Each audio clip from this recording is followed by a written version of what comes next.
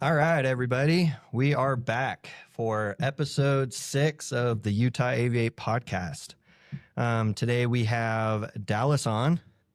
He's a good friend of mine, also a student of ours at Utah Aviate. He's been flying with us for a while. So, how about you introduce yourself? Hello, everyone. My name is Dallas. Been training here with Matt and Katie at Utah Aviate for a little while, racking up some hours, learning all sorts of things. It's been really fun. Enjoy flying with my friend and making a friend with Katie. It's been a good learning experience, and I've enjoyed it thus far. Would highly recommend anyone interested in learning and getting their commercial pilot license or private pilot license to come down to Utah Aviate. So thanks for the opportunity to come down here. I don't really know why you want to talk to me, but I'm happy to chat with you, buddy. Well, I mean, the big point of this was just to get a perspective of a student that's not going career bound with the licensing, right? Yeah. So a lot of people who do get into being a pilot, they want to go either airliners or charter or being like a private airliner type person. Yeah. So it's good to see the other perspective of how you're able to manage the flight training as well as your own normal life, right? Like with your business, your family, stuff like that. Because it is hard. It takes a lot of time, a lot of dedication. It's a time commitment for sure. Yeah. So first off, where are you from? Okay. All that jazz, the info on me. Yep. My name is Dallas. Was born here. Was born here in Nevada. Lived there till I was 2. Then mom and dad brought me out to Salt Lake City. So I consider myself a Utah boy. I've been here my whole life for the most part. I did a little time out there in California. But I'm from here. I'm from Salt Lake. Yeah. Live in Draper, Utah, and which is where I grew up. Not too far from my childhood home. And I really like being able to be here in Salt Lake City. I think it's a sportsman's paradise, and really anything that you want to do and learn, you can. There's a lot of great opportunity here, in my humble opinion. That's a little bit about me, and doing the gym and into learning how to fly planes and working with Matt and Katie on that. It's a lot of fun, and have a business. I'm sure we'll get into some of that stuff here down the road. Have my family, have a wonderful wife and 2 little girls, and looking forward to fulfilling one of my dreams, which is to fly them places and show them the world through aviation, and got to rack up some hours to know what the hell I'm doing so that I can do that safely. And that's what I'm doing. That's the beginning of my journey. Cool. And what originally got you into wanting to fly? I mean, you just said that fly your family around, but was that the original motivation or? Good question. So I think, like what I would guess most guys have, this innate desire to, do stuff that's cool and exciting and what most would consider badass. And I think being a pilot is almost unanimously on that list, for a lot of people, and talking with people at my work, at least half the people, you're doing that. That's so awesome. You're going after your private pilot license. I've always wanted to do that. Their commentary is, I want to do that. Or where are you going to school? And say, hey, look, you got to go out to Utah Aviate and pursue your dream. Go after it. See what you can do up there. And so really, I guess it's always just kind of been one of those to-do lists. I think when you're little, a lot of people want to be an astronaut or do something like that. And so, for me, this is as close as I'm going to get. And it has kind of changed over the years from this innate desire to just do it for myself and to learn how to do it, see if I can accomplish that, to now wanting to do it for my family and giving us the ability to go different places. And, I think the world's a lot smaller with an airplane. Yeah. So that's cool. That's cool. Yeah. Since you started flying, has that goal changed at all? Or your expectation of flying? I think my goal has changed a little bit. It's still very much similar, but my goal, I think, is I'm more interested in just having some freedom there. And I think that, the ability to jump into an airplane and go wherever you like, with a little bit of pre-flight and pre-planning and all that. I think that's a really neat thing. And so it makes the world a lot smaller. So the main goal is still really for the family, but it does change as time goes on. You know, for example, my family and I, we just went to St. George and Mesquite this weekend, spent a little time out there. It's kind of overcast in St. George. So we buzzed over to the Casablanca and in Mesquite and got some sunshine. And on the way back, I was just thinking, okay, well, I've got a flight, tomorrow and the next day. And how exciting and awesome would it be to just, it's a Friday. I want to go to Mesquite, grab the family, or even myself, just jump in, go with a friend. The freedom is really sincerely exciting to me. Just be able to go where you want, when you want. Is it a lot harder than you had anticipated, or did you expect it to be very difficult? Like, I think it is. I think it's a little harder than I thought it would be, but I think it's also one of those things that you got to give, the gentleman and everyone that's learning the flight school, you got to give them a little bit more credit, which I think it is. It's a difficult thing to learn. At least for me, I was a little nervous in getting in a plane the very first time, and feeling the bank and turning and all that when you're not used to that, and it gets a little nerve wracking, and it's a little harder than I thought. There's a lot of book work to do, and you got to embrace that and study away. But it's definitely something that's really fun. I think it's easy to stay motivated because it can be such a rewarding thing, and being able to earn your freedom to go wherever you want. I think that's a really good motivator for me. Yeah. And then, it's been a little bit more difficult than I thought. I hope that answers your question. No, it does. I think, a lot of people, like, I don't know, I saw a study the other day. It was like 50% of men think they, in an emergency situation, could land an airplane. I saw that. Yeah. It made me laugh, because, like, obviously I teach people every day how to land an airplane. Mm-hmm. And I would say first try around, 98% of them can't. You're not. So you're gonna land on the ground. Yeah. I think, like, a lot of people come into this thinking like, oh, well, like, I can drive a car, I can ride a motorcycle, I can drive a boat, like all of those more technical ways of maneuver, getting around the world. Macho attitude. Yeah. And then they get into an airplane and it's very humbling for most. Yeah. It's the same thing with that 100-man versus a gorilla. Yeah. Everyone thinks that they've got it figured out. And then you get into an airplane. Wow, there's a lot of things going on here. Yeah. I got to watch my airspeed. Make sure everything's configured as it should be. A lot more going on than you think. Yeah. So, and then on top of that, if you've not done it before, you're going to add all that stress. Oof. Yeah. It's a tall order. It gets a little more complicated than I think people come into it looking at. I agree. So you're outside of aviation and your family, you're running a business. Yeah. Tell us a little bit about the business, how it relates with your aviation, if you want it to relate. Sure. Of course. Yeah. This is the one item I can talk a lot on. I'm very excited with what I do for my work. We own an aerospace company. We machine through CNC. We do landing gear parts primarily. Have a large contract for the UH-60, which is the Black Hawk helicopter, and we manufacture the main landing gear there. I've done a bunch of different parts for Boeing, Lockheed Martin, Sikorsky. So I've always really kind of been immersed in aviation. I've always thought it was neat. It was exciting. I think a lot of times people growing up have their ambitions or their goals to be an astronaut or a fighter pilot or a pilot. And you get a little older and your eyesight's not that great. And, you've got whatever issue going on. It's hard to qualify for that fighter pilot deal. And so you get into just, learning how to fly and finally getting that goal of, I'm going to actually do this completed, and getting into the flight school has been really fun. As far as my business, we make landing gear, make all sorts of parts for, I already mentioned all this. We do wing fittings for the C-130, so large planes as well as small planes.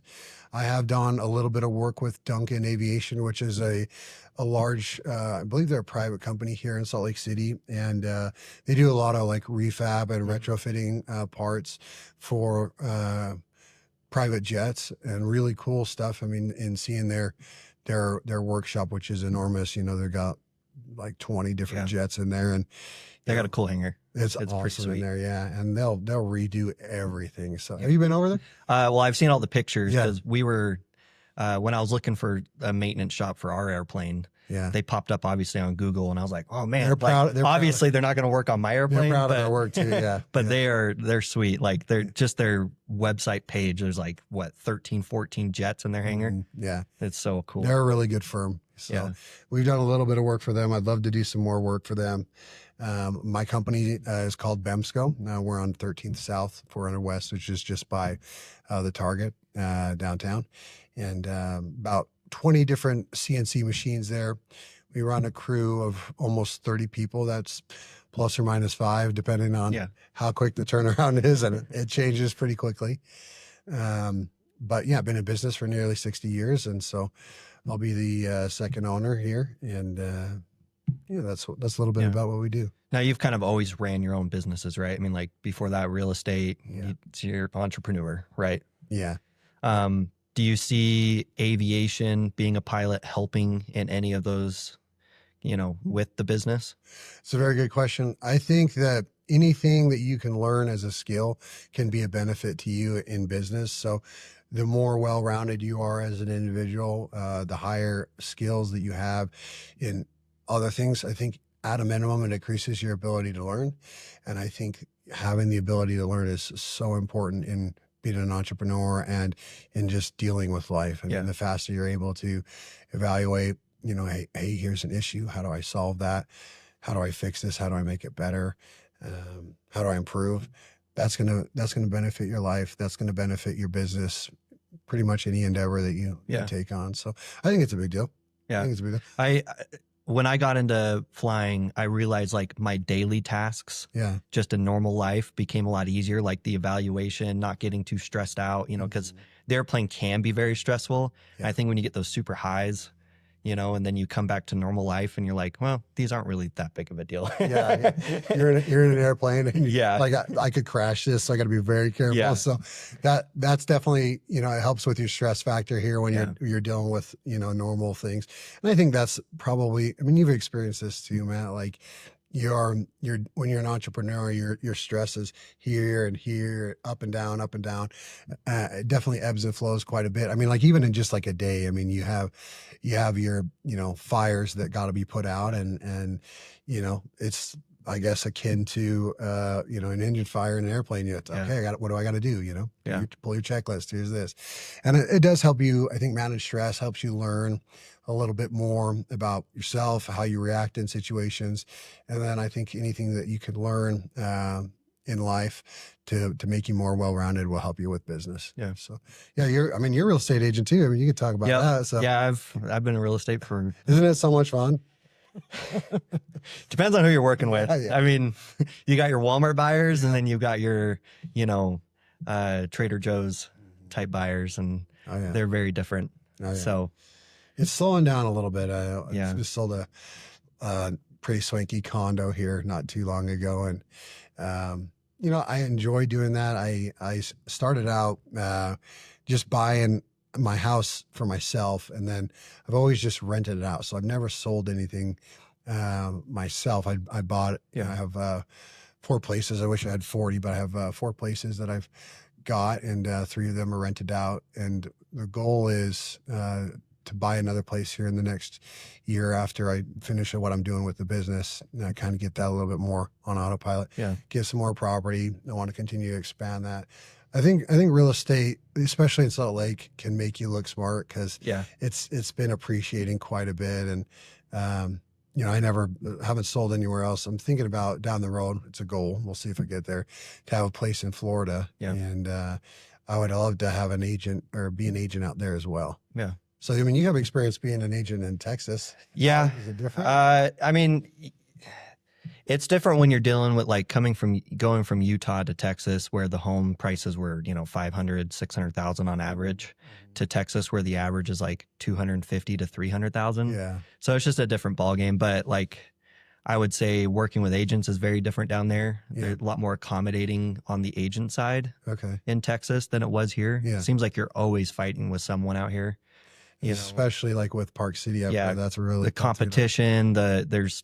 Utah's, I think it's got the most amount of agents per capita than I think any other state. Yeah. So it has changed a ton the last 2 years, though, with the trend going down. Yes. A little bit. Slowing down. I think agents are getting out, so it's a little bit better for agents. Yeah. They're changing their requirements and stuff. You got to have a little bit more continuing education, which isn't major, but it is, a little bit more of an obstacle that someone has to overcome. And I think the more, barrier to entrance that you have for anything, the more people are going to fall off per se and thin the herd a little bit. So, that'll be good. I think that just, if it is simmer down a little bit.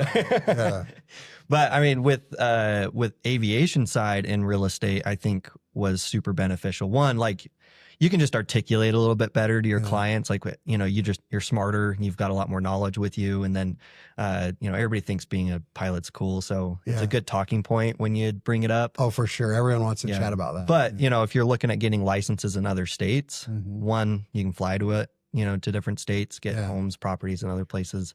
But a big deal here is like, you could fly down to St. George, sell a house down there, fly up to, Bear Lake if you wanted to, sell a house up there. That's awesome.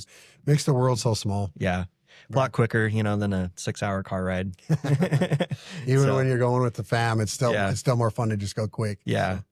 It's kind of a weirder question. I don't know if you can answer it, but how do you view like risk in flying? So obviously we've got risk in flying and risk in business, being an entrepreneur. We've kind of talked about that before of like all the stuff that's on your shoulders as an entrepreneur and how you would compare that to all the stuff that's on your shoulders as a pilot, especially as you're going to start flying with your family. Yeah. Good question. I think the difference between, entrepreneurial risk and flying a plane, and the risk associated with that is different. I think that the risk of flying a plane, is obviously much more immediate, needs to be addressed. It's one of those things that not risk, but I do enjoy flying because it kind of takes your mind off of everything. You have to focus on what you're doing. Yeah. Focus on the task at hand. One of the reasons I enjoy, going to the gym or, just listening to a podcast or listening to a book on tape or reading, it demands a lot of your focus. And so with flying, you got to be present. You got to pay attention. You got to read the checklist. You got to go through everything that needs to be done. You're checking your airspeed. You're checking your configuration. You're making sure everything's as it should be. And then if there is an emergency, you've got to handle that, look for the best place to land and handle what's in front of you. As far as being different from entrepreneurial risk, I mean, there's definitely a high amount of risk in being an entrepreneur, especially when you're, leveraging everything that you have. So you go get an SBA loan or a loan from someone and, leveraging your property, all your assets. I mean, they're all going to want you to sign on the dotted line and they're not going to loan. Typically, in my opinion, they don't really loan to people who don't need the money. And so it make it difficult to get it. And once you pass the requirements and you get the loan, then, if it does go south, then they're taking all your shit. And that's not a fun thing. And you got to make sure that it's a calculated risk like flying. I mean, you and I, when we fly, we don't ever think there's zero risk. There's risk associated with it. It's a calculated risk like getting in a car.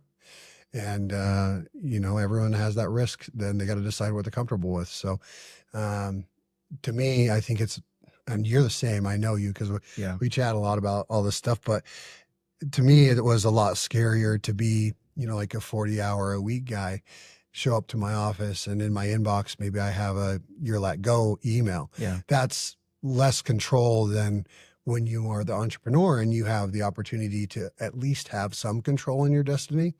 So that was scarier. A scarier path to me was just being a 40-hour-a-week guy. And that kind of got coined from my grandfather who was, really trying to make something of me. I got a long way to go still, but one of the things that he said, when I was starting working at the company I'm at now was, you're just going to be a 40-hour-a-week guy. That's all you'll ever be. And so hearing things like that, I mean, I think there's a lot of people that will take negative comments and they'll let that hold them back, or they'll buy into that. Yeah. And I think anyone has the opportunity to run that one of two ways. You can accept what they've said and think, oh, okay, he's right. That's all I'll ever be, and wallow in sadness and self-pity.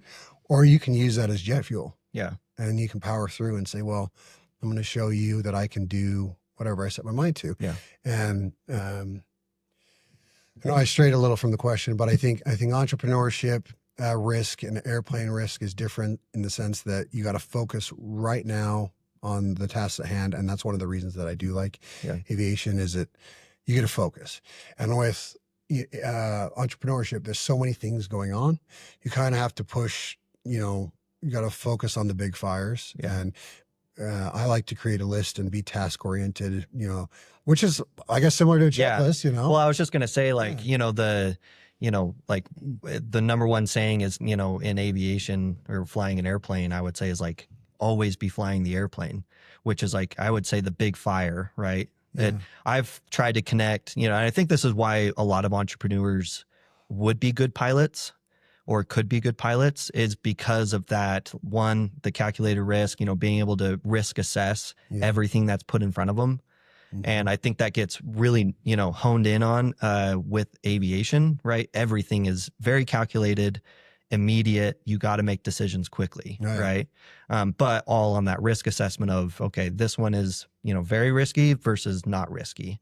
And I think that it goes hand in hand with, entrepreneurship of every decision you're making is either going to make it or break it, right? Like, I don't think there's ever a time where it's like, well, I mean, I would say, like, it's not going to break it immediately, but if you make the wrong decision now, down the line, it could really mess you up. Yeah, it could be a snowball effect. Yeah, or it can be very good, right? The outcome could be very good. You take higher risk, higher reward, but also at the extent of, failing. Yeah. So, and that's why I really like entrepreneurship, because it's a multiplier. Yeah. It's a force multiplier. So you have the ability to go north or south in a big way, in a big hurry. Yeah. And, that's one of the things that I want to try to do is enhance my life and the life of my family. And, aviation fits into that puzzle because I want to have the freedom to take them wherever they want to go. And I want to have the freedom to take myself and my buddies where we want to go safely. And,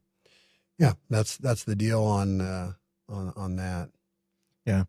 I think, like I said, entrepreneurship, aviation, I think they're very similar in a lot of ways, but, obviously one's death and one's maybe just losing all your money. But It's a financial death.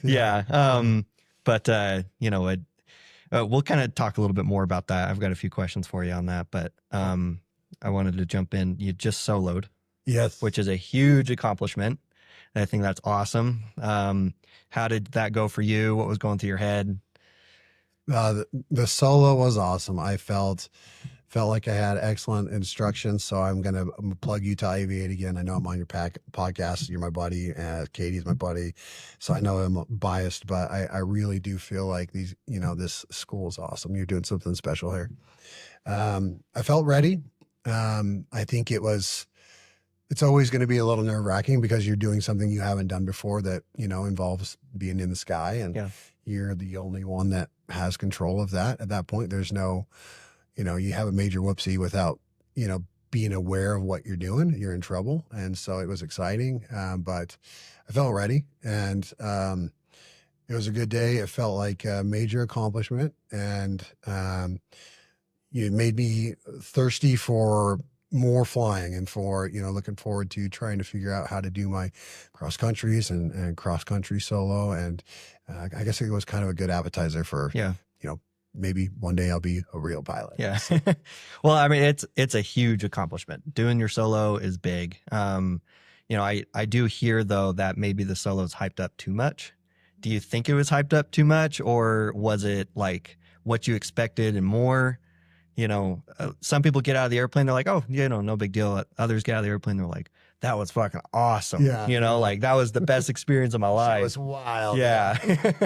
I don't think for me it wasn't overhyped. I think it just probably depends on the temperament of the person. So, I mean, Yeah. if someone's really nonchalant about their entire life, I mean, maybe their circumstances such they've, been shot at, Yeah. solo, no big deal. Someone like me who's, not been shot at, and has a family, I want to make sure that I was ready. And, I had a lot of practice and I felt Yeah. ready. So, Yeah. Obviously you've done a little bit more hours than most would at solo. yeah. Now, I know you're not in a rush to get it done, which is good. Yeah. Would you say like you could have done it months ago, or do you appreciate the extra time you've put in Yeah. to get to that point? I appreciate the extra time. Yeah. Yeah. I want to be, I guess it's just how much calculated risk do you want? And for me, I want to be pretty low on that. I want to feel really good about it. And, we had a couple of times out there where had a real heavy amount of traffic, and it was nice to be able to have an instructor there and go over that, before I was soloing. And it was good because I, was able to learn something a few times in that scenario because, one time we had what looked like 4 planes coming in. And I started to make my turn, and Katie was like, "Hey, buddy, there's another one. There's still another one." So we extended out to Narnia, and finally, we're able to turn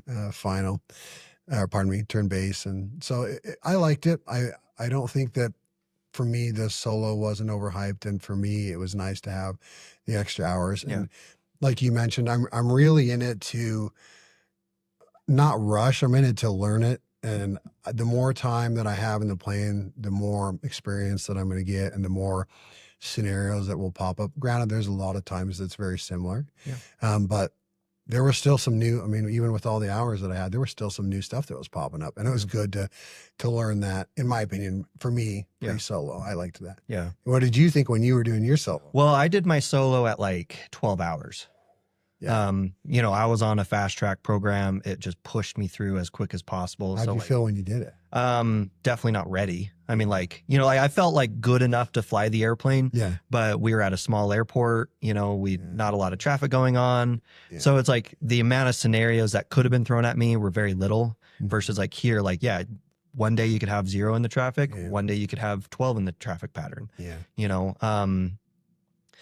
So I think like looking back, it would have been nice to be at like 20, 30 hours, and soloed and been like 100% ready. Yeah. Now my opinion has changed as I've been an instructor on soloing. It's like, it's not necessarily like the gatekeeping of like being able to fly the plane alone. It's really to just keep progressing. So yeah, I think the sooner you get it done, you can progress further and learn a lot more, because you're going to learn a ton on your cross countries. Yeah. You're going to learn a ton getting ready for your check ride. Yeah. And the private pilot phase is really just, DPs will tell you this is, it's the license to learn. Yes. Not the license to fly. Yeah. So you'll always be learning. And so whether you do it at 40 or you do it at 10 hours like I did, I think you just need to be comfortable enough in the plane to not crash it. Of course. That's kind of my take on it now I as can an make a case instructor. for both. I can make a case for both, where it's good to just get in there and get it done, because then you're not going to learn some bad habits. Yeah. Assuming you got it figured out.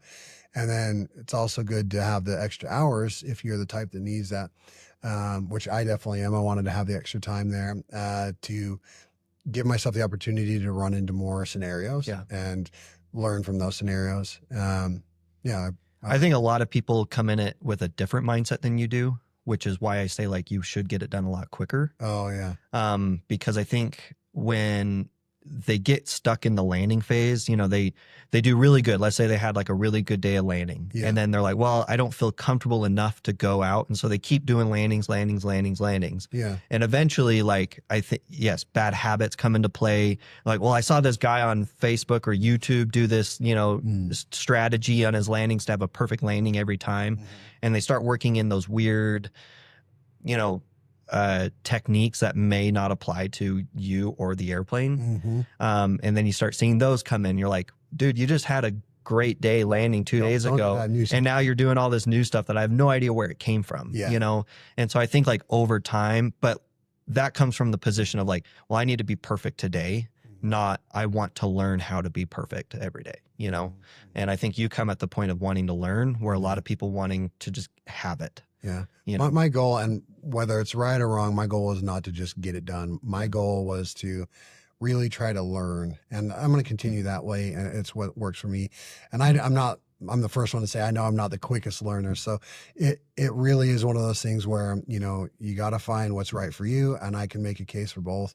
I know for me and my aviation journey, I'm not in a rush. I'm here to really learn. I want to get a solid foundation. The hours that it takes is the hours that it takes. I want to feel solid, Yeah. Yeah.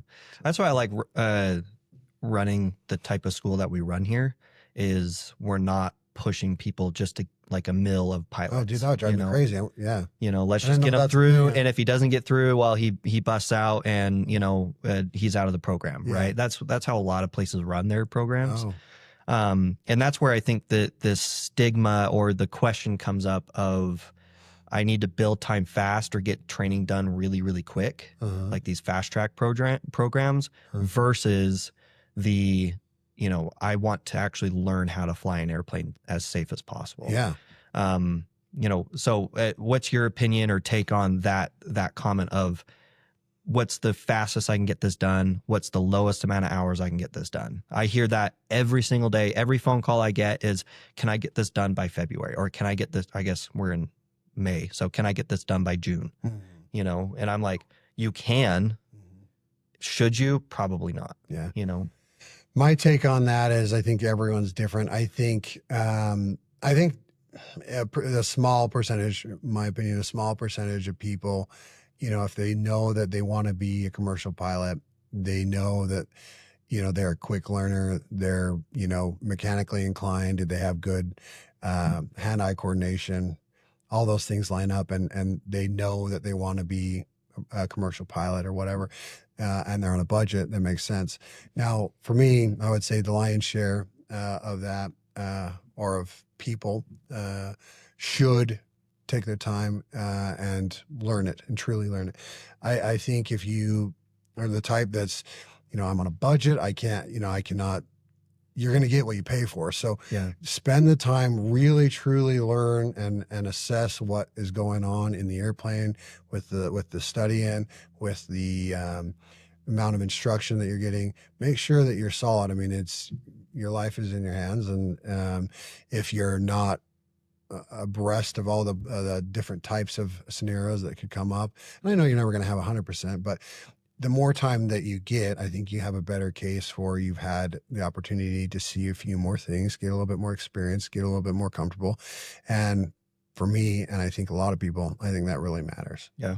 So that's my take on that. With you get what you pay for, right? We're not the cheapest flight school in Utah. We're one of the lower ones. We try to do that for more volume, Sure.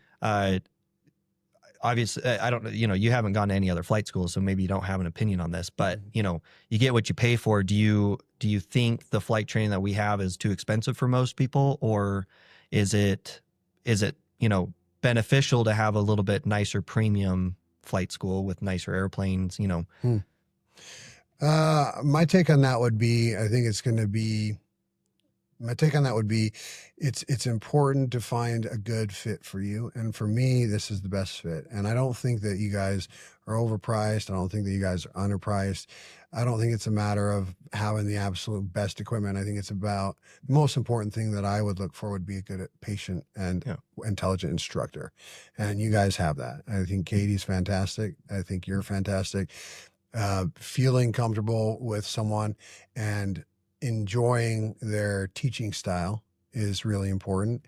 I want to make sure, for me, I want to be able to have someone present information in a way that I can understand it and that I can absorb it, instead of, feeling like I got to be on a fast track and I'm not meeting the criteria and the time frame and, GTFO. So I'll take my money somewhere else where I can get what I need to learn. It's about me. Or it's about the student, And so the other places that, which I wasn't aware, like if they're going to kick you out on that time frame, see you, bud. I don't want to be here. I want to go somewhere where I have the opportunity to truly learn this. I'm not trying to rush. There's a difference between rush and get it done in a timely manner. Yeah. I want to be respectful of time, and I'm not trying to get 4,000 hours just Yeah. to, get my private done. But I think you get what I'm saying. Like, Yeah. it's important to really learn it, and everyone's not going to be the exact same, speed, and people, can take in so many things. For me, I'm a volume guy. Like, I got to do a bunch. I've always been that way. I had to get, hit in the head a few times before I realized, that's not fun. I don't like that. Yeah. And so, for me with this school, I really like it. I like the way that, that instructors teach. I like that it's not a strict criteria of this has to be done by X date or GTFO. I want to be able to feel like I can focus on the curriculum and focus on the flying and learning instead of I got to fit this mold. Yeah. So that's my take. Do you think people coming in who are on a budget should not learn to fly? Ooh. I think if you have a dream and you have a goal to do it and you can set a plan to get there, I think you should pursue what you want to do. Yeah. If you have a budget, then you're going to be on a different mission. Your mission is going to look a little different. And so, they may take that approach where they go, hey, I want to do it a little faster, but with Utah Aviate, you can do that. I mean, you'll fast track people. I got a friend that's flying as well, and he soloed in half the time. I mean, so it's really awesome to be able to have that. What you need is what you get. Now, if you do want to fast track it, you guys can do that. And they just got to set. I mean, if your budget's too little, you got to pay to play in everything in life. Yeah. So, but yeah, if you have a budget and you want to be, aware of that and careful with that, then, you can fast track it here. But also if you want to go a different route, you're able to do that here. And I've appreciated that a lot. I think with students coming in, who are on a budget, it makes it difficult for them because it's like, well, if I don't get this done in a certain amount of time, I'm not going to have money to move on further. Right. And that's where it's hard because obviously we want as many students as possible, but I also don't want someone to get in here and, be short, 10 hours because they had to do 50 hours for their private versus 40 hours for their private, and then now they've done 40 hours and they're not ready for check ride. That's my take on it is it's not, no one's the same. So you got to do it at the pace that you're able to learn it. So you have to pay to play. If it's going to take you 50 hours, that's what it's going to take. If you're someone that can learn it in 40, good for you. Yeah. You're only going to have to pay that much. If you're someone that needs 80, then you're going to need to budget for that and be ready for whatever path you have to take. Yeah. So in a safety standpoint, that's also the hard part, right? Because I need to get this done, right? Yeah. We call that get their itis, like hurry, it's nice with like you and Blake and most of our students are on a path where it's like, well, I'll take as long as it takes. But, you get the ones that, well, I can't take as long as it takes because I don't have the money for it. How would you tell someone, don't do this? Or if you really want to do it, you've got to make the money work to how you learn. I think it's the second one. I think you really got to, what it's going to take. I mean, you're going to have 40 hours. You got to solo. You got to do your cross country solo. You got to meet, there's a certain criteria that has to be met, and that just takes time. And like all things in life, you got to pay to play a little bit. So if you are on a budget, then what I would do is I would set my goal, what that is, and then I would work backwards from that, and I would set up a schedule for, okay, these are the personal milestones that I have to hit outside of the curriculum of Utah Aviator XYZ school. You got to make sure that I'm doing these things to make sure that I hit my internal budgetary deadlines. Otherwise, you're not going to make it. You got to have a certain amount at least, you can't get it for $0. Yeah. So. I think it's funny when I hear something, they're like, for private pilot, it's average like 17,000 if you were to hit minimums. Yeah. Right. Yeah. For our school. But they're coming 17,000, like I thought it was gonna be like 5,000 or 6,000. I'm like, well, I don't know anybody who could do it that low ever. Yeah. It's got a lot of things. It's expensive running an airplane. Yeah.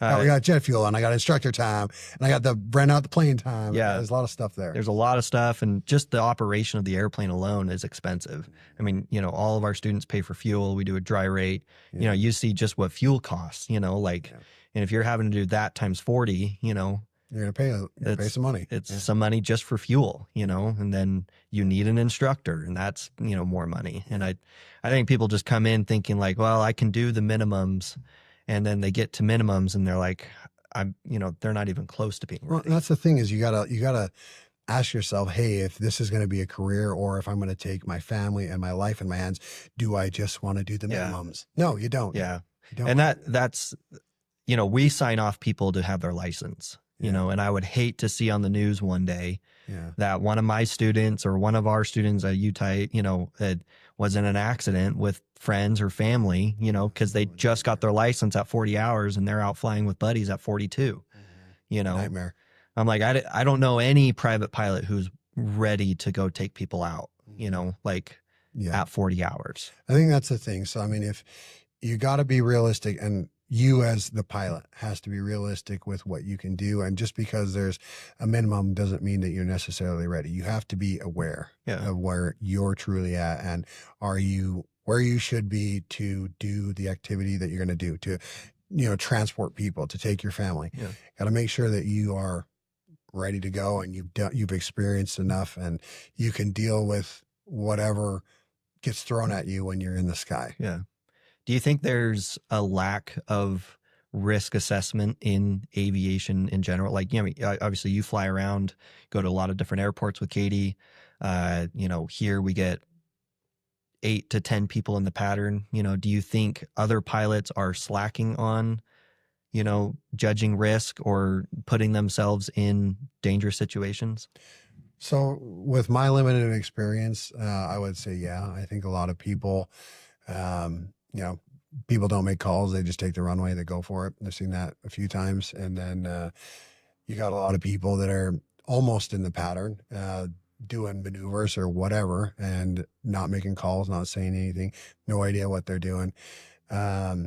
So I do think, I think it would be better to see a little bit more communication. And, that's what Utah Aviate teaches. And what I'm assuming a lot of other schools will teach is to communicate with your fellow pilots. And I think that's probably, just the last thing on everyone's mind, which it should be. You got to fly the airplane first. But if you're just out doing maneuvers, for 2 hours, go, make a call, let us know what the hell you're doing. Yeah. And so I think there is a little bit of a lackadaisical attitude, at least from what I've seen.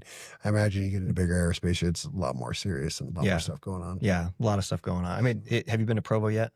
No, you'll see at Provo, you got airliners coming in, you got flight schools flying around, so it gets a lot busier, Luckily that's a towered, so there's not as much needed communication on your part. Yeah. Because they're watching you. But, I get in these debates with a lot of other pilots and they get mad at me because I bring up like more the negative side of flying, in conversation. I'm like, well, not to create arguments. I am probably an argumentative person Me too. to create, a good conversation. Right. Yeah. But I think everybody, I hear a lot of these, mainly older guys, or these young guys who don't understand like the potential risk that could be associated. Yeah. And so when you bring up these topics of like, what are frustrations you have flying around, or do you see there's a lack of something? They always get on the defensive, like, no, we're perfect. No. And I'm like, no, we're not perfect. No one and, is, yeah. The aviation community there's a lot of pilots, but it's a very small community, right? You'll run into people that you met in Provo out in New Mexico, cool. Like I ran into a pilot I knew in Yuma, Arizona. Wow. I was like, dude, we're, and I trained with him in Texas, so like, it was just this like, huge difference in areas, we happen to run into each other. That's cool. It's small, but I think, the more conversations that we have about these topics to make everybody safer, I think are good, but I don't know why it's so, everybody fights it. Huh. That's interesting. I'm not sure why people fight it. I think rising tide raises all ships. So the better everyone is cumulatively, the better and more safe everyone's going to be. And, for me, I think it's important to have currency, and I would, hope that fellow pilots are doing that, making sure that they're type rated and, they're where they should be comfort wise with their hours. And it's tough because I think, it takes a certain attitude to want to be a pilot to a certain extent. Yeah. Like they got to be someone that's brave and a go-getter. And typically that type of attitude also has the macho, I Yeah. can't be touched Yeah. attitude.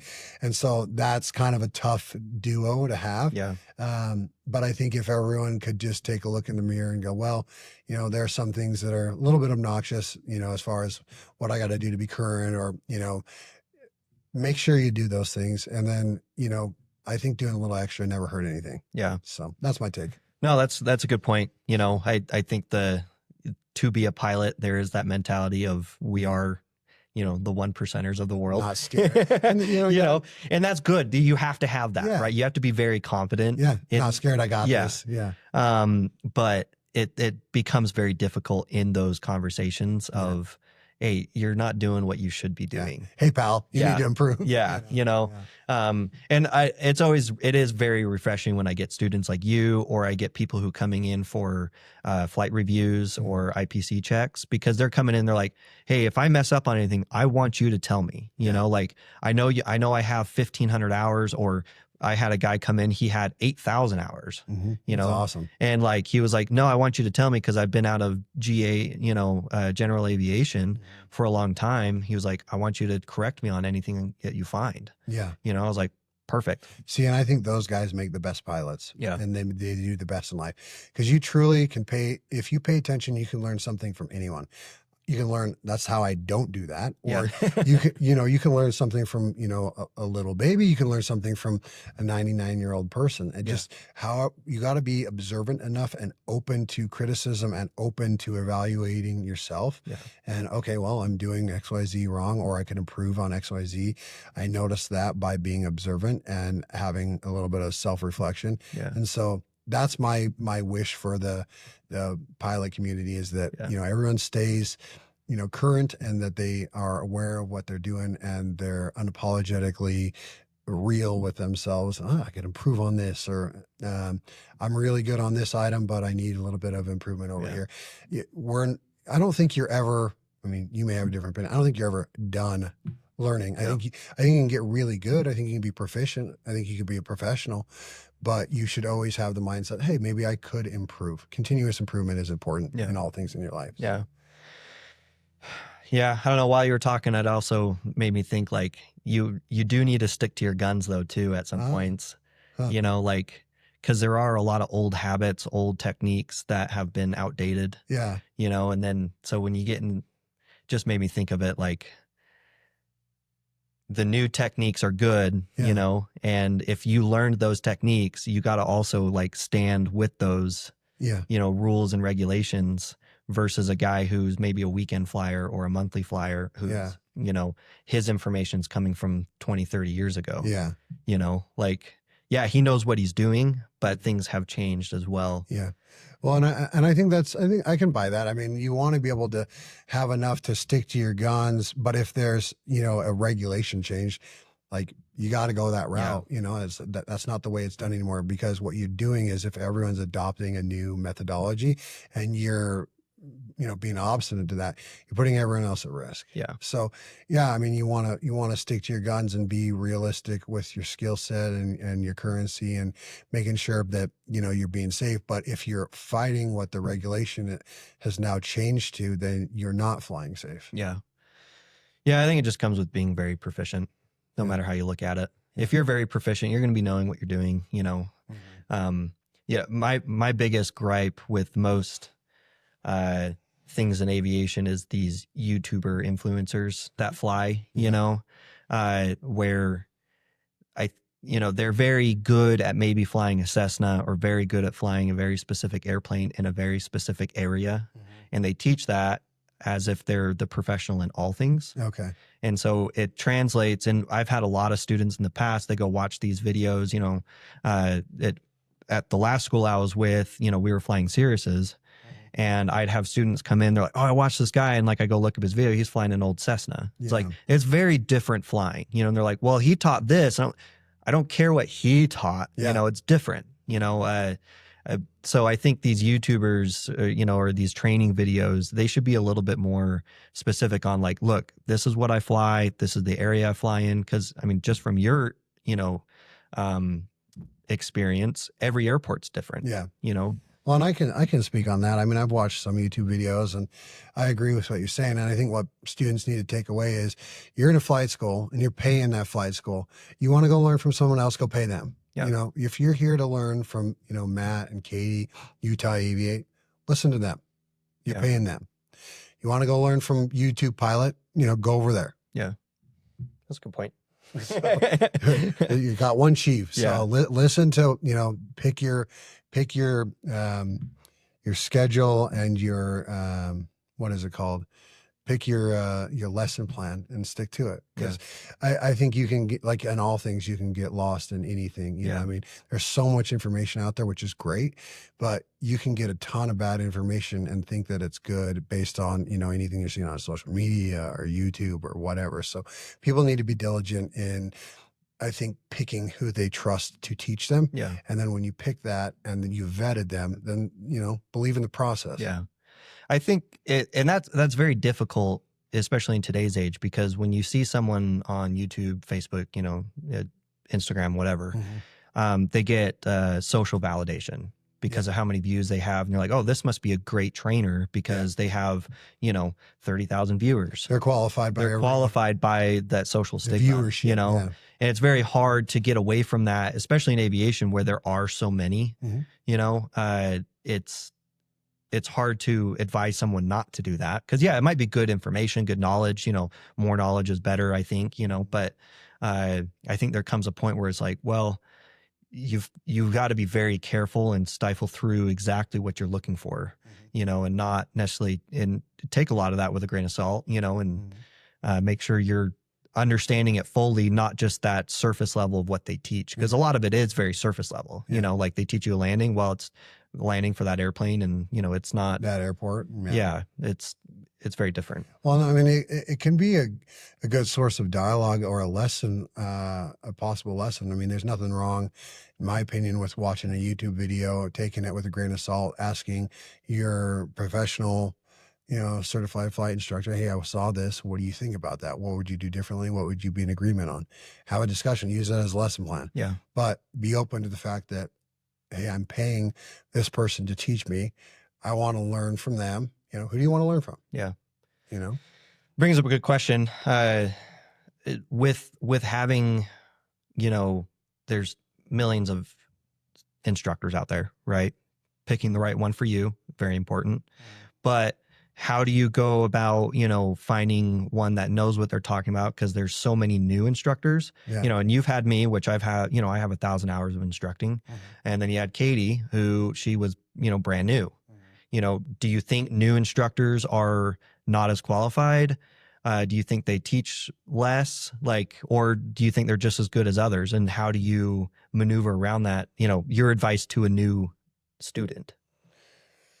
I think if you've got the requirements met to be a certified flight instructor, and there's someone who has flown the minimum requirement and is current and well versed in the type of aircraft, which all those are going to be prerequisites to being a flight instructor. I don't think that there's really a huge difference as far as, how do I want to say this? I think there is a difference in, you know, people who've been flying for a long time and they've got, you know, their certain lessons learned and delivered in a certain way. And then the newer certified flight instructors are kind of learning how they're going to teach a little bit. So my recommendation for that would be find someone that you like being around. Yeah. I don't think that there's necessarily a major difference in if the person is able to convey what needs to be conveyed in your lesson and you can absorb that, whether they have minimum number of hours or 10,000, I'm good with that. Yeah. But what needs to be, you got to have a certain thing. You got to have the minimum requirements to be able to do that, to be able to teach. And then in my opinion, you want to have someone you can get along with. You're going to spend some time with. You got to have someone that can convey the information and transfer that knowledge to you effectively. And the more you have that, I think the better you are. Yeah. So while someone may be learning how to be a better teacher, I think the most important thing is if there's a good conveyance of information. So, for example, maybe Katie's going to change her learning style, or her teaching style. Maybe you will change your teaching style over the next, 20 years. Yeah. But I think the number one thing is being able to convey that well to your student. Yeah. And I think you guys do that. Yeah. I think you do that well. Do you think it's important to vet out your instructors before you join a school? Yeah, Or I think so. get with that instructor? Yeah, I think so. I think you want to, in anything that you're doing in life, if you're pursuing, an endeavor or whatever, you want to make sure that who is teaching you is vetted and can do it. You don't want to, learn a bunch of things that are backwards and not going to actually help you. So I think it's important to find, you read Google reviews for going out to dinner. Spend some time researching who you're going to fly with, your flight school. Make sure that you're on board with, them and their curriculum, and it appears to be in good order for what's required. And I think it's important to vet people, in all things. Yeah. Whoever you're doing business with, whoever you're flying with. I think, I think it changes with instructors of how you should vet them personally. Like one, I do interviews with instructors all the time. So I'm vetting them, on behalf of my students that are coming into the school. So we try to pick really good instructors. But I get calls all the time or emails, and they're like, how long have your instructors been instructing? And then, I'm like, well, 6 months or whatever, let's say. A lot of it's like, well, I'll only go with an instructor who's been instructing for 2+ years or 3+ years. Okay. And I'm like, well, I don't think the time of how long they've been instructing is really going to help in how they instruct you personally. Besides, maybe the delivery of a lesson. Yeah. Because that guy who's been instructing for 2-3 years, probably there's a reason why he's still instructing, because a lot of them do want to move on. And I want all of my instructors to move on to bigger, better flying experiences. Instructing is not super glamorous job. It's fun because we get to fly every day, they got to deal with people like me.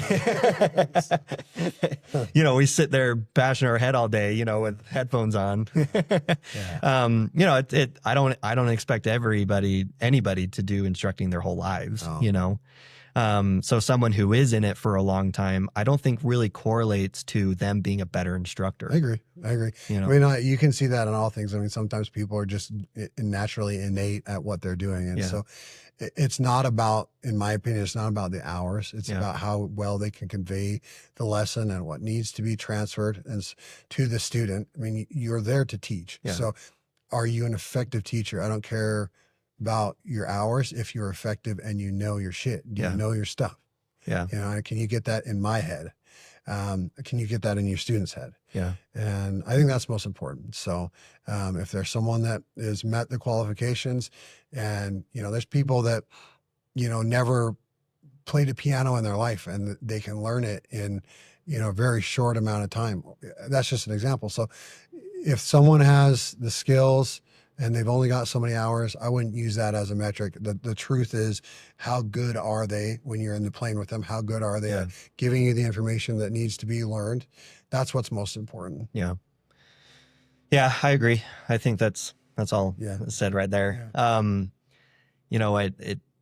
I think it's difficult for students. They go around, they look at all the different possible flight schools, how many instructors they have, how many planes they have, I get, a lot of people, they're like, oh, you're one of 10 other flight schools I'm checking out. Yeah. Like, do you think it's worth going to all 10 different flight schools? Do you think it'd be better to start at one and see how it works? Again, you're the one paying for all this. Yeah. Right. So I think a lot of people go in, they're like, well, I need to do, so many months of research into a flight school before I start, because I don't want to get into the situation where, I have to leave the flight school because the CFI sucks, or, all their planes break, or, whatever the case may be. Where do you think that fine line is for a new student coming in? Is like, yeah, go check out 2 or 3 flight schools. But ultimately, like, in my opinion, I think the more time you spend looking at different flight schools, you're just wasting, right? Where you could get into an airplane, just pick a flight school, go join it. If you don't like them, you can move flight schools or ask for a different instructor. Yeah. Right. Well, I see this a lot in real estate. So you have the buyers that are out there that just get into analysis paralysis. They'll sit there and they want to go look, 5 times a week, and you're looking at 10 houses every single time. Now, just an example, because I'll set a maximum, and because if you're showing too many places, then they don't have their criteria correct. Yeah. But point being is, you can have people out there who just want to look and tire kick. And there is some truth to what you're saying, which is, hey, just pull the trigger and get after it.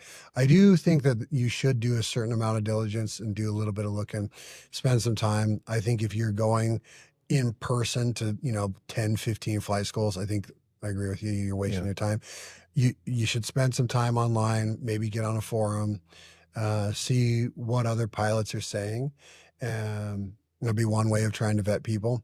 And then, just give the flight school a call and chat with, the flight instructors. I think, you have a 5-minute conversation. You're going to see if there's a little bit of back and forth there that's enjoyable, because they're going to know, for the most part, they're going to know how to teach to a certain extent. Yeah. Some are better than others, but I think, like I said, I stand on what I said earlier. You want to be able to get along with that person, and they need to be able to convey that information. So, you spend a little bit of time with them on the phone, maybe go in, drop in a couple places.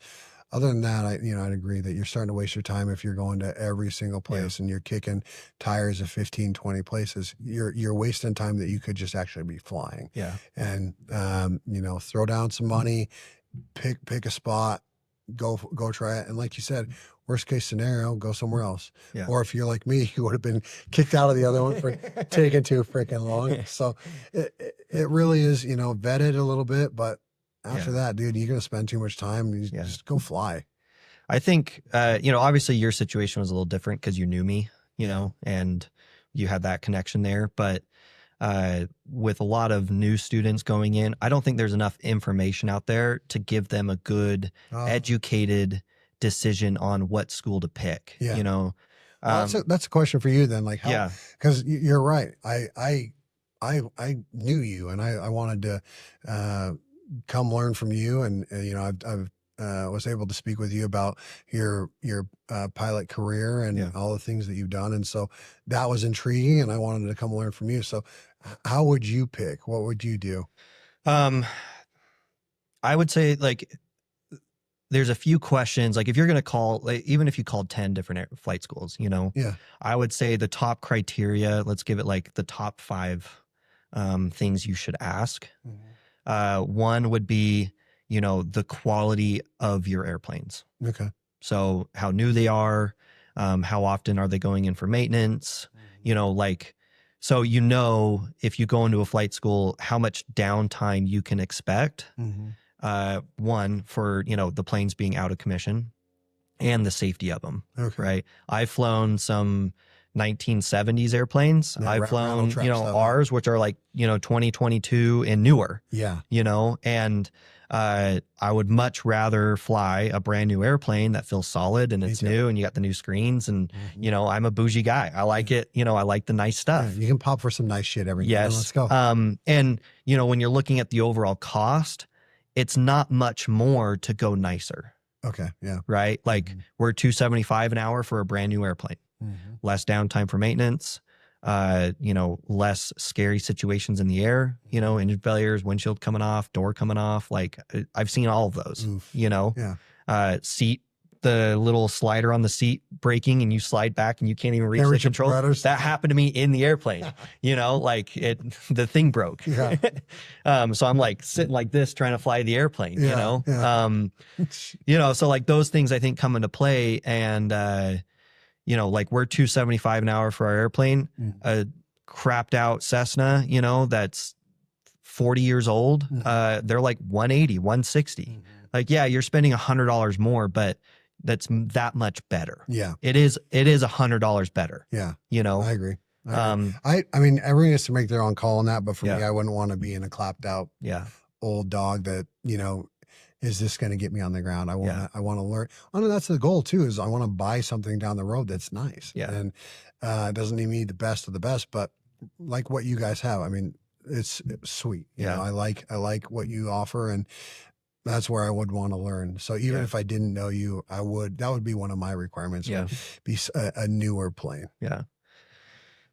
So yeah, that would be number one, I would say, to look for is plane quality. Mm-hmm.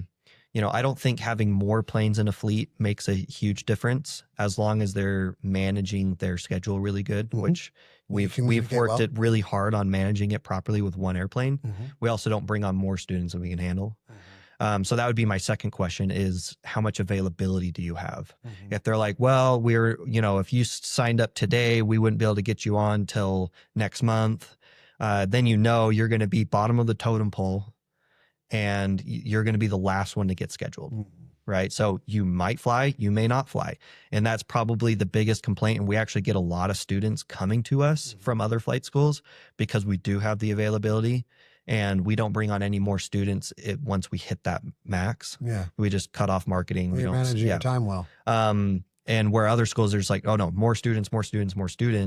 And, half of their student base is flying 1 day a week. Oof, okay. So I'd say that's a huge one. Mm-hmm. And then 3, that they actually answer their phone. That's a big peeve of mine personally. Anytime I call any business, anything for any service, anything, it's like, if you don't answer your phone, you do not deserve my business. Are you working? Yes. Like, well, it just shows like, okay, do you have the management team that's handling phone calls, handling onboarding, handling students coming in, the scheduling, like billing it properly? Like if your owner or the guy answering the phones is also the CFI who's out there flying every day, how much attention will you get as a student? Yeah, it's going to be greatly reduced. Right. It's hugely reduced, and when I first started the flight school, I saw that negatively affecting because I was the only instructor. Yeah. Right. And it like huge effects on us. Like we could, I think we had like 3 or 4 students. Okay. Second, I brought on an instructor, we doubled. Cool. Next month, we doubled. Yeah. Like it was like substantial increase. That's we went from formula. like 20 hours to 80 hours That's the next month, So I think, having that management team that's managing the fleet, managing the intake of students, I think is huge. Yeah. Right. So plane quality, availability, Team. the team themselves, which I think correlates to like how well the CFI team is, and like all of those other aspects kind of trickles down. 4, I'd probably say their training structure, whether you want to go part 141 or part 61. So we're part 61. 141 is like university type structure. So that's like a big question I would ask, and then how, and if they are a part 61 school and how structured their training is, because you got the ones that, oh, we can go do whatever you want. What do you want to do today? To the ones that are like, no, we have a structure. We can deviate from that syllabus and that flight plan if we want to, but we're still going to get you through at a timely manner. Yeah. Right. And I see a lot of 61s. I don't know if they do it intentionally. It seems like it's intentional to me where they're just hour hungry. Okay. Right. They're just trying to milk each student for as many hours as possible, especially when I see flight schools that are like, FA minimum's 40 hours, but our minimum 60 hours. They say it's a safety thing, but it's like, well, if you're safe at 40, you should be able to check right at 40 and not have a hard limit at that, Yeah.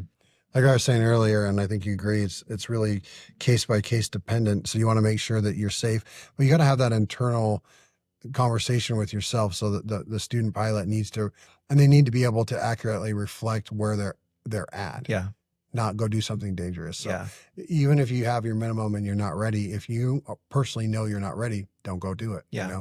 Yeah. But to set. But then if you are ready, you should be able to go. You should be able to go. Yeah. Like if they're ready at 10 hours to solo them. Yeah. If they're not, they're not. They're a pilot prodigy and they know it. Go for it. Some are great pilots and they just pick it up super quick. Sure. They do the studies, they do the flying, and they can get it done. And I don't think they should be held back because you have some stupid minimum. I agree. I agree. So that would be another one, like just their structure of how they do their training. Yeah. Also, a big question I get asked, this would probably be my 5th item, is location. Oh, yeah. You're up in Draper. Yeah. It's a long ass drive to get down here. It is, yeah. And everybody's like, I get a lot of calls from the Salt Lake Valley, Salt Lake County area. And they're like, oh, it's so far to get down there. But when you take into consideration, like you fly out of Provo, yeah, it's a lot closer to you, Mm-hmm. but takes 20 minutes to get in the air because you're having to taxi, get to the ramp, wait for traffic, then get clearance to take off. Like it's a long time to take off. Mm-hmm. It's a long time to get back in. You'll experience this when you go to Provo. Half the time they don't even let you come land. Like, and that's just they're busy. It's a busy airport. Same with Spanish Fork, super busy airport. It takes time to get in and out. And then the practice area, because you're in Provo airspace, you got to go across the lake to go practice. That's another 15 minutes just to get to the practice burning all area. your time anyway. So you're, 30 to 45 minutes of just getting to the practice area Mm-hmm. versus here, we're 5 minutes. Yeah. You know how quick it is to get to the south practice area. Yeah, quick. You on the taxi ramp, do your run up, take off. Yep. And then you're there within 5 minutes. Mm-hmm.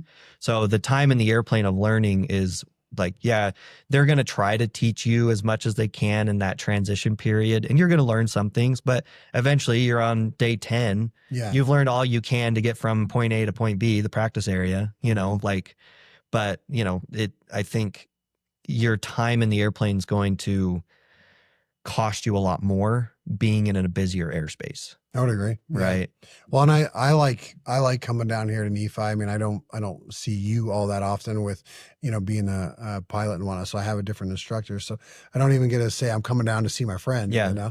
It's really just a nice drive. It's not been too bad. I'll just kind of reflect on what I'm going to do for the day.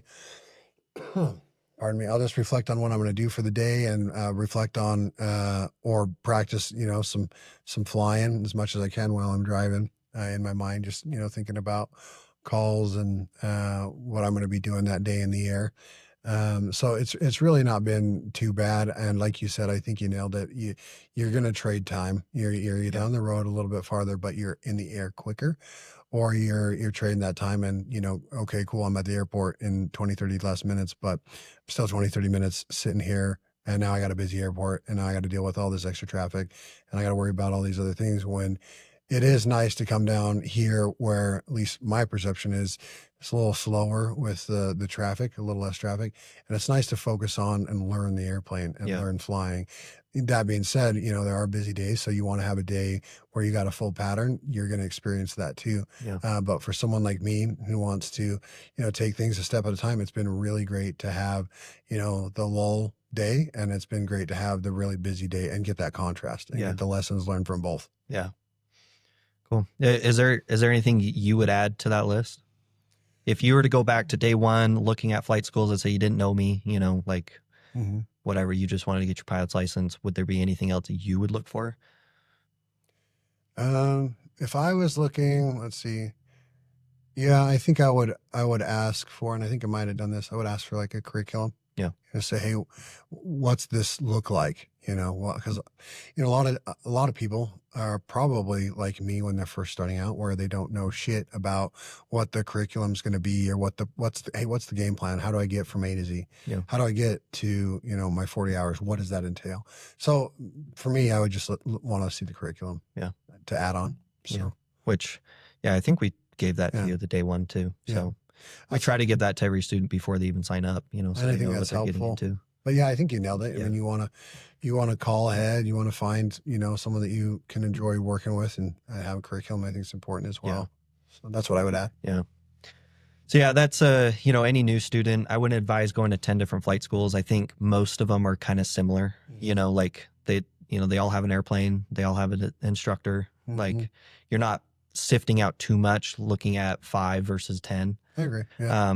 But those would be, my top 5. So just to recap, if anybody missed it, was the plane quality, availability, the structure of their training, their team, and then the airport itself, the location. Yeah, location. Yeah. I agree. I don't think closer is always better.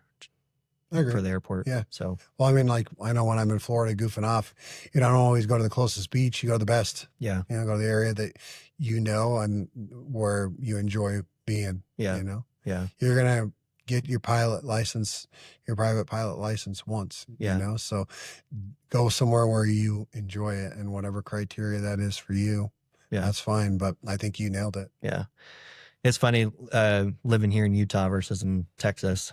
You know, we never had our airport was on the outskirts southwest side of Houston, Hmm. and we never had this complaint of like distance, you know, Yeah. and because the joke there, you know, Houston's an hour away from Houston, Yeah. you know, Busy. it's huge, Busy. you know, Yeah. so like, you know, people would come from the north end and they drive an hour and a half to get down there.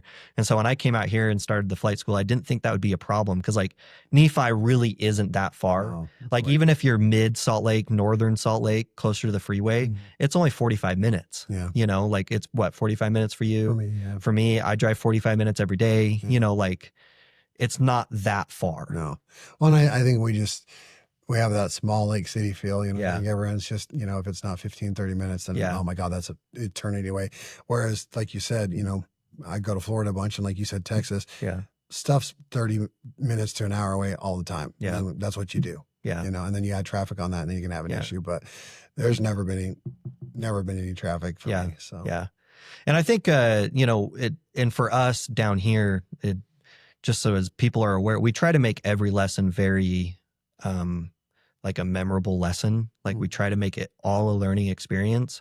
And so when people are, we totally understand people driving an hour to 2 hours, you know, round trip is inconvenient. We try to eliminate that inconvenience if there's bad weather, airplane, you know, maintenance, it goes down for a random issue, flat tire or something, you know, so you don't drive all the way down. Yeah. Versus other flight schools, they expect you to be there regardless. Oh, interesting. Okay. You know, because they're either going to transfer you to a ground lesson or a sim lesson. You know, we do have our sim, we do have grounds that we can do, but just coming down for a ground can be a little annoying. Yeah. You know, so we try to accommodate the best we can for that.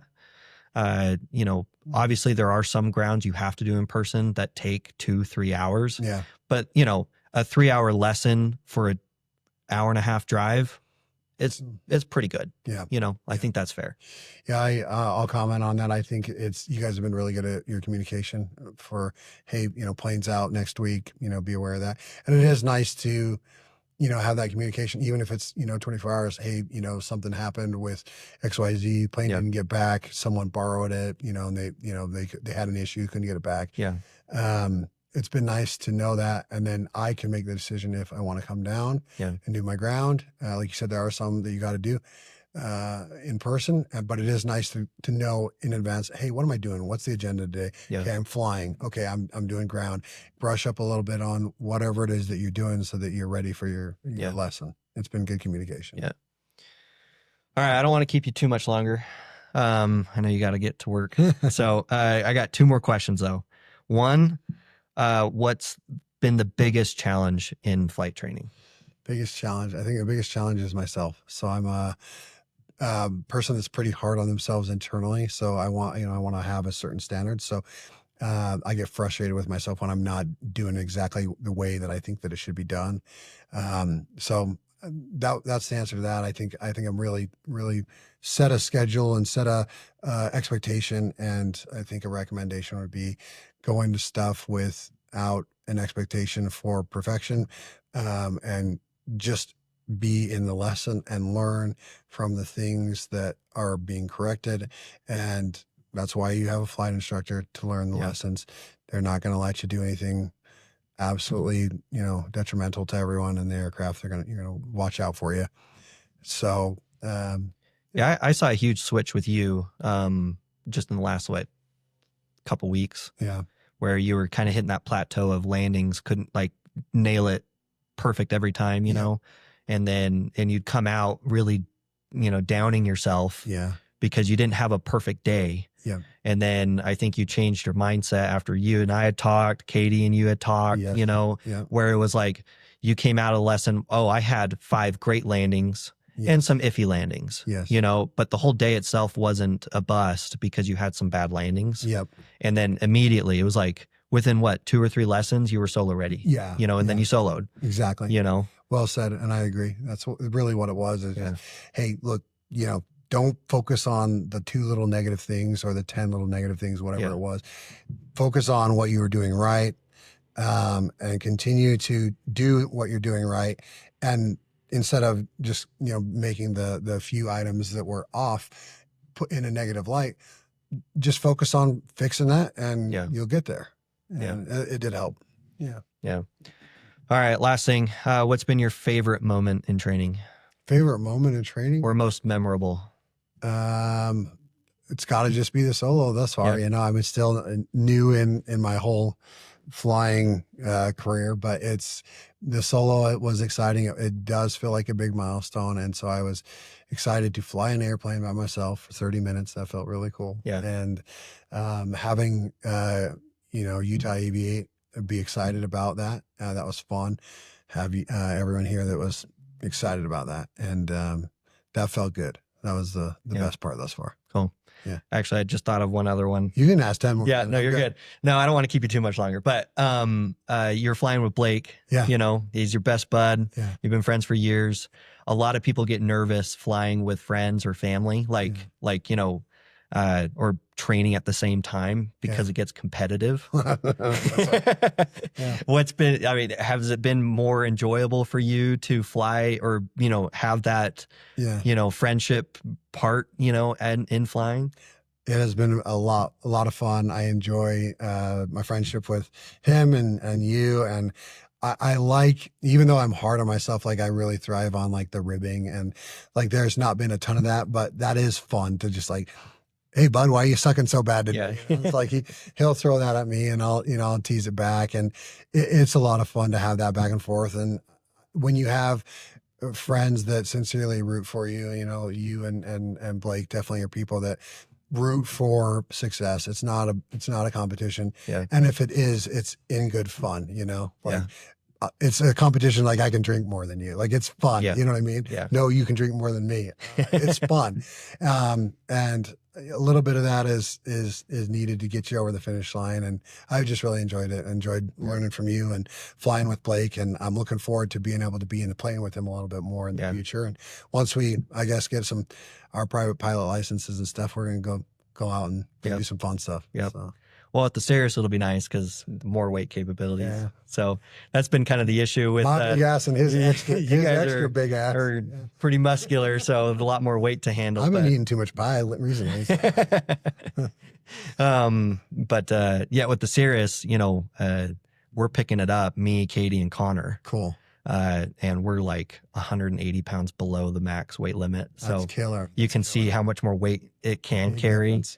So even with some lessons, as you guys are doing, because you now are on cross countries, you guys can jump back in the plane together and do cross countries together. And unfortunately, you can't do solos together, but yeah, I'd love to just, backseat, just watch, listen, learn, absorb, because like I said, 20 times already, I got to really get something drilled into my head. And so that'd be a great opportunity for me to continue to learn things. Yeah.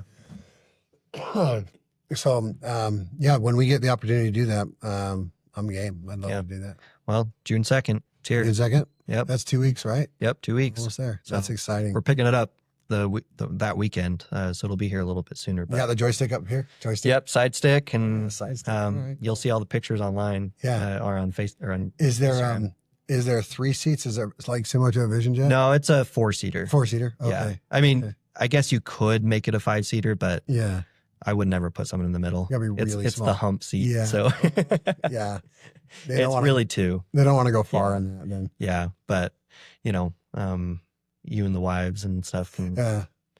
They could fit, but it's going to be uncomfortable if you're going far. Yeah. I get what you're saying. Yeah. So, but it is faster. So, like going to Vegas, it's like 45 minutes, 50 minutes. Oh, that's awesome. So how many Cirrus have you flown? I've flown an SR-20, SR-22, SR-22 Turbo, and I've been in the Vision Jet. Flying, I've flown all 3 of the SR series, probably, 20 different aircrafts. Okay. So we had, at Modern Pilot, we had 16 different Cirruses parked there, and I think I flew every single one of them that we had. So awesome. Some older ones, I flew one that's like a first generation all the way up to the brand new one, or not the G7, I guess, but the G6s. All right. So Vision Jet worth the hype? They're pretty sweet. Is it? Yeah. They're awesome. pretty sick. They're, I I think they look super slick. They You do. know, some people call it a dolphin looking airplane, They but look nice though. they look nice. The insides, I'm all for like technology. I like when I was in car sales they're decked years out. ago, I liked the screens and Yep. the technology on the dash, you know, all of that stuff. Yeah. And this has it, you know, like some of them got a screen that comes down in the center for the back seat. They got Yeah. tables and, you know, nice, like depending on the configuration you have, like Yeah. you can make it more roomy, more tight with more seats. Like it's just, That's awesome. and then talking to all the owners, you know, they make the hype even more worth it. You know, one of the owners that I had met, you know, he took his whole family out to Aspen, from Houston to Aspen. They got all their skis in the back.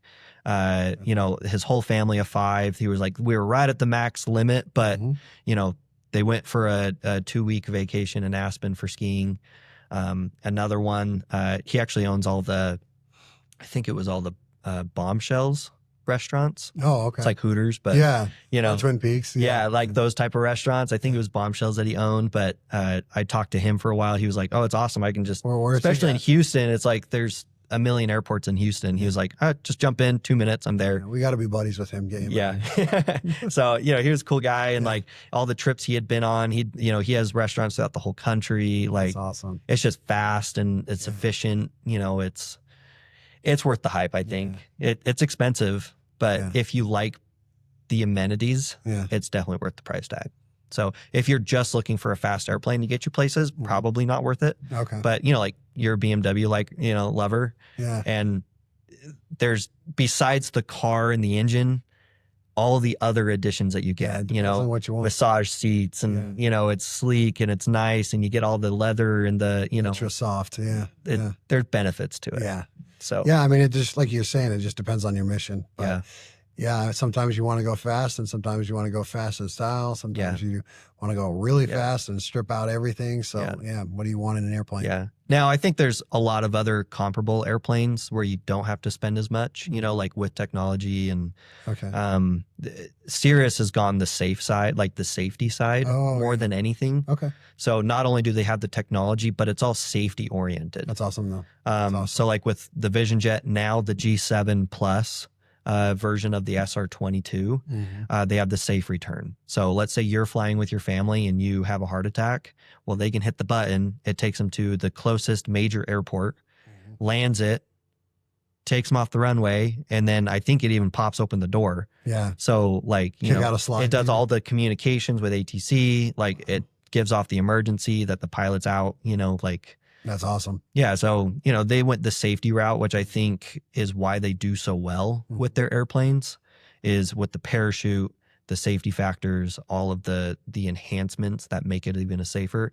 And everybody bashes on Cirrus, like the old timers and stuff. They like, oh, you fly Cirrus. There's a stigma to it. Huh. But they're killing it. They're I think they're the top sold airplane manufacturer in the whole world. Well, I think that goes back to kind of what we were saying earlier. Like pilots have a certain mindset. Not everyone in the pilot's family has the same mindset. They're going to be typically a lot more conservative and nervous about safety. So you got the pilot who's, you know, typically a little bit more aggressive and brave on, hey, I want to go learn this. Sure, I want to fly an airplane by myself after 15 hours. Sure. Yeah. There's those guys. And then, you know, they oftentimes have their wives and their family who don't share that same mindset. So you got to sell them on the safety. Like, look, hey, we have a problem. Push this button. You're safe. I don't know. That's awesome. And I have talked about it like with your wife. Yeah. Where she's pretty reluctant to get in the plane. Yeah. Is from what if I remember right. She doesn't want to get in a little rattle trap. Yeah. Huh? But you get a nicer plane with a parachute, and you take away a lot of those fears that a passenger would have. Agreed. You know? Yep. Not always just about the pilot. It's about the passengers and the family that's going, and, you know, they want to have things that they understand. And, you know, big red button equals safety is easy to understand, and it's a good sales. Or the caps pull, you know, just in general. Yeah. You know, where she could pull it, a kid could, you know, it would be harder for a kid to pull it, but they could, you know, like. Awesome. It makes it better, you know. And I feel, you know, I take my son up quite a bit in the airplane. You know, I haven't done it in the Diamond too much, but when I was at Modern Pilot, you know, since he was 1, we threw the car seat in the back, and I'd never had the thought come through my mind of like, oh, should I be doing this with my family? Yeah. No, it was like, I always felt comfortable, always felt safe, you know? And I feel really comfortable flying the plane. I feel like, I would be okay with my family and even in the Diamond. I know it's safe.